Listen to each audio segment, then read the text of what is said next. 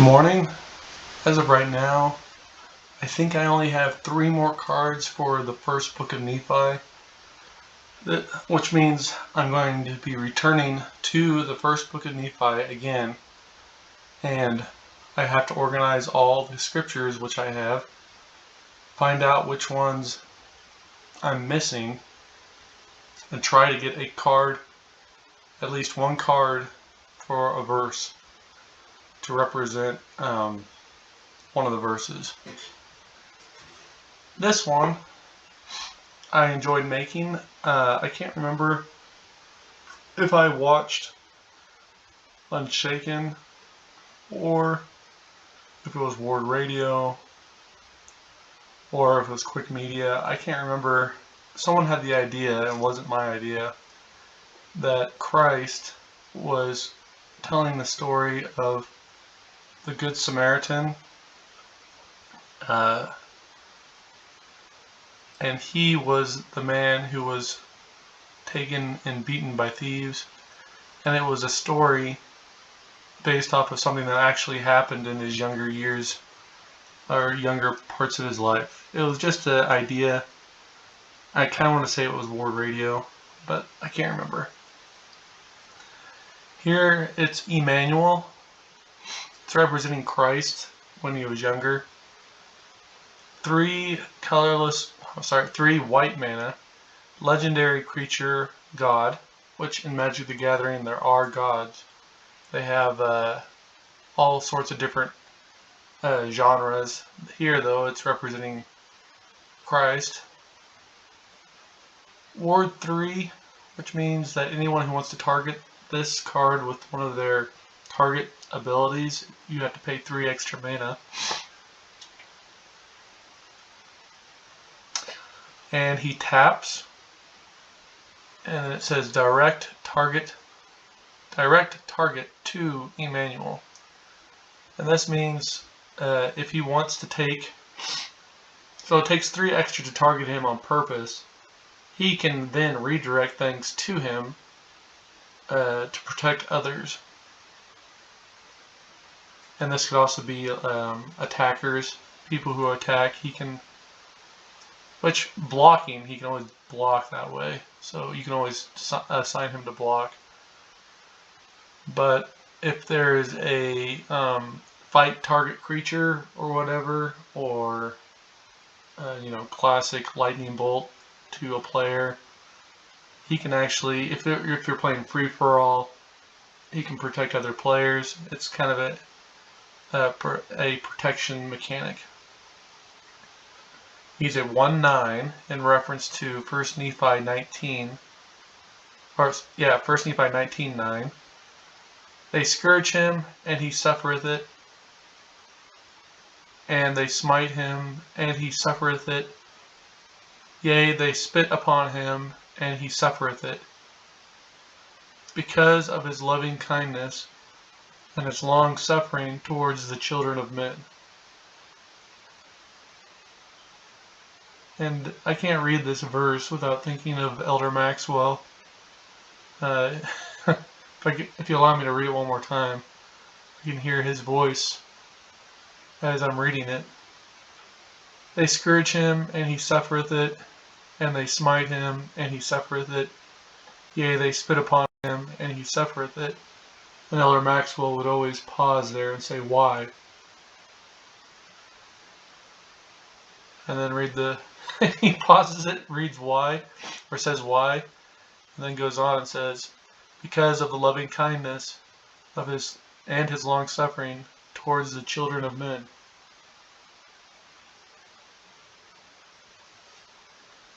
Solid protection card. It fits what Christ would do in the game. And this is a theory. We don't know if the Good Samaritan story, if the man taken by thieves was Christ. And I only bring that up because the church put out, and whenever this video is coming out, they put out a few months ago maybe only a month ago, I can't remember, where they don't want AI images of Jesus Christ.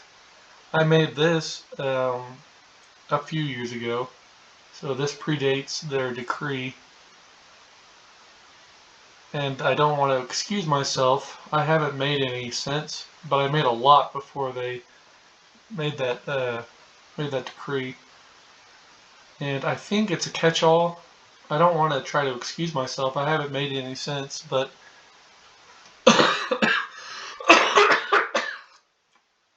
excuse me. I think it's a catch-all for multiple reasons. The most important reason is that I think that request comes from God Himself. So when the church creates a decree in the spirit of revelation, the reason why I haven't made any sense is because that is something that you have to consider might be a direct revelation from God. And so you have to respect that. Second, I think people could make dishonorable images. And third, I actually am an artist. I've done oil paintings of Christ. I've done 2. No, I've done 1. It's very hard to do, and it requires skill and reverence. And even when you do your best, it might not come out very good. And so it's a dedicated sacrifice to create images. And I can see that hearkening back to the way that God wants His followers to worship Him is to show dedication, such as fasting. That's a weird thing that requires sacrifice. Painting, if that's what you want, to where it's not an AI image, that means it's done by hand. Now, like I said, I am an artist, and I'm not trying to get around certain things, and I excuse myself only because I believe in Jesus Christ, and I believe in, I'm going to say it like this, I don't want to offend anybody, but I believe in His church, and that it's been restored. So, if the church makes a statement, I mostly always agree with it, or I do always agree with it, and I consider it, and I don't blindly agree to it, but I always consider it, and I usually come to a realization that I do agree with it, and the way I agree with it is according to usually my own personal revelation. So I agree with them saying don't make AI images of Christ. I'm going to keep using this, not, like I said, not for rebellion, but because I made this before that decree came out. And I have these originals that I've saved. I like them. And I think these images are good. I appreciate them. As an artist, I've been dabbling in these images almost as soon as it came available, because I was working on this project before. I was making Book of Mormon cards for the Book of Mormon before AI became a tool available to the masses. And as soon as it became available, I almost hit the ground running with this. And I felt the spirit in me knowing that it would be impossible to try to actually do this without it. And I see its value. As like I said, I am a quote-unquote artist. I've created art and oil paintings, and but I've never made anything this good. Now, I'm going to share this. All this rambling is actually leading me to an idea that I wanted to share that has nothing to do with these cards, more to do with the art. What you can do with this, I'm I'm in something called paint.net. This is my Photoshop. What is it? Marshmallow Matey's Photoshop. It's not as good as Adobe's, but with it, you can add layers. I've never seen it act like this. I've loaded it with tons of images, and it actually looks like it's glitching out. So I'm using it to its full capacity, but you can add a layer to this, and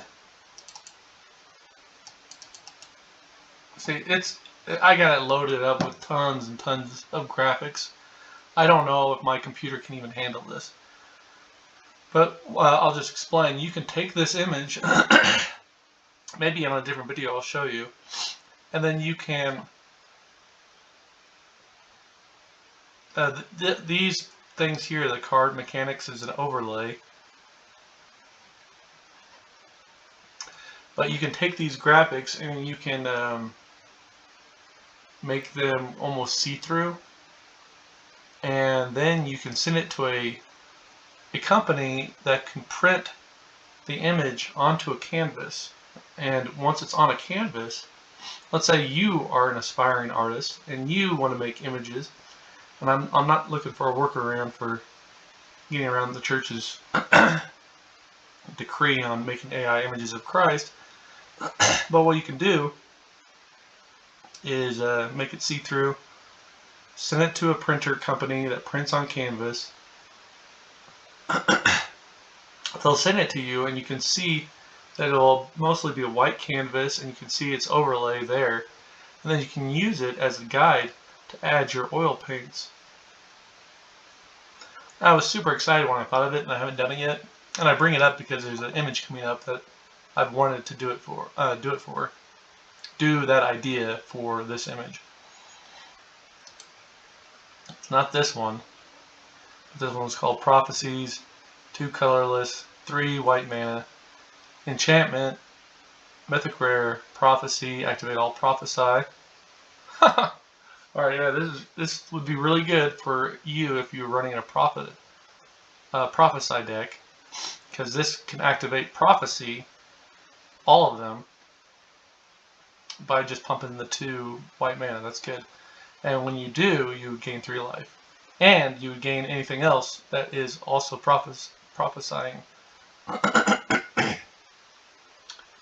Go ye forth, Babylon, flee ye from the Chaldeans. With a voice of singing declare ye, tell this, utter to the end of the earth, say ye, the Lord hath redeemed his servant Jacob. And I think this is a play on words, as it's coming from 1 Nephi 20:20. I've listened to a ton of church commentary, and nobody's talked about this yet. So I'm going to just put it out there into the open. Maybe one day this could be popular. And the idea is what I'm interested in, that Jacob is Nephi's younger brother. I think he is a successor king. And a remnant of Jacob, I think, did return to the United States, and they're living out in Utah right now. If you study the pioneer heritage of the members of the church, where they came from, and then read, I think it's 2 Nephi 3. I'll do a video on that when I get to it, but Lehi's blessing to Jacob, saying that his seed will never be destroyed. I think it's this one. So this one has some weird problems with it, but I liked it so much. What it is, it's Nephi on the mountain, and you can see in vision Mary, Jesus' mother. And I've never seen art for this verse. And when I got done with it, I thought it was so good. This is one of my absolute favorite bits of art from my Book of Mormon set. And I think this is where I had the idea that I could send it to a printer, print it to where it's, what is it called?